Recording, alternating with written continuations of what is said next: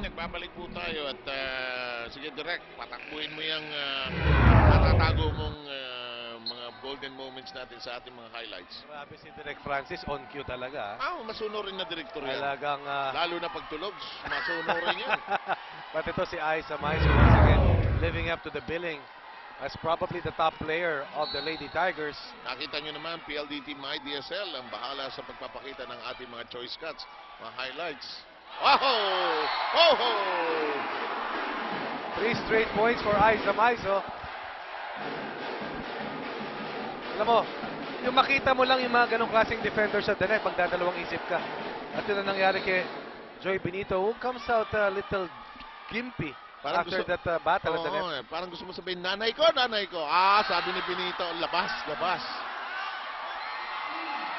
4 straight points for the Tigers, answering this charge by San Sebastian here in the third set. Roger Gorayev summons the troops. Ang gagawin mo? Setter ka eh. Ano nasa isip mo? Iset mo pa rin ang iset sa kanya. Lahat ng pinalo, black. Patingin mo, makakapalo pa yan, makakapag-isip pa yan. Anong option mo, Bamsi? Ako magsasabi sa'yo, mag-isip ka. Setter ka eh. Di ka naman robot yan eh. Ano gagawin mo? Ha? Ang backhand, backhand. Gawin mo! Unfortunately, the setter is the recipient of the brunt of the sermon. Understandably so, because the extension. And this is a critical part of this series, 1 set apiece. Samantalang itong UST merong 1-0 advantage over San Sebastian. Lakas, lakas, lakas, sobra. UST with a big lead right now in the third set, 19 against 14. Aiza Maizo was playing so well here in the third set. Responsible for the 5 straight points they've scored. Pagcor Sports, proud partner of the Shakey's B-League. Track down, long, labas. Jing Balse knew it. With a nice fake to go with that big decision. 6-point advantage for UST. Returning the favor. Ganito yung nakita nila at naranasan doon sa blitz ng San Sebastian nung set number 2. You know, if you're UST, take the fight out of San Sebastian now. Now. But if you're San Sebastian, you've got to score points. Keep your morale high. You may not reach it to win the set, but you've got to keep plugging away. Return the fire you had in that second set. And it started with defense, but they're a step late. 5 out of the last 7 points by UST have been delivered by Aiza Maizo. In the second set, it was Jeng Boli for San Sebastian. In the third, for UST, it's definitely Aiza Maizo. It's all business for Aiza Maizo. Makulangan. Ortiz hoping it would stay down. It did it. Balse. Hello. She's at work.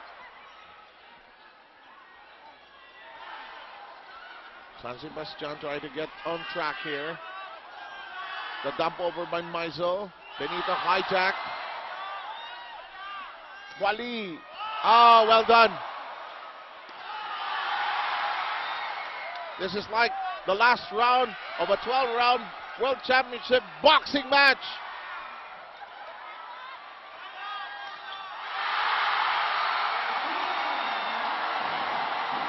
And again, Joy Benito is foiled by the defense of UST.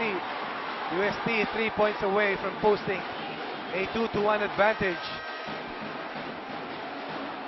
Boy, some fatigue just came out in Ang that haba last... nun. Counted at least 13 exchanges as Jeng Boli getting a breather. This is a good piece of coaching by Roger Gorayev. Okay, I may not win this set. I'm going to get my import ready for the fourth. Benito. And now, missing the target completely. They lost Joy Benito's confidence here in the third set. She was playing so well in set number 2. Tama yung sinabi mo, Sev. Coach Roger Gorayev taking a step backward. However, looking 2 steps forward with a fresher Boli in the fourth. Whatever happens, it's going to be Shakey's for Fun Family Pizza. It's got to be Shakey's. Load up that time. 23-14, Benito. She's sort of been handcuffed by that double block on her. And that goes through. Aizo with 15 total points. Make that 17 total points. From 15 attacks and 2 blocks. Leading the way for UST. But more importantly, answering the challenge, especially here in the third set. An MVP performance by Aiza Maizo here in the third. Roses, Makulangan, Caballejo, Crawler, Benito. Finally she gets one. You know, si Benito, madaling basahin kasi she's going cross-court Yes. most of the time. Hasn't tried anything down the line. Pero walang blocker doon sa kanyang Oo, eh. harapan.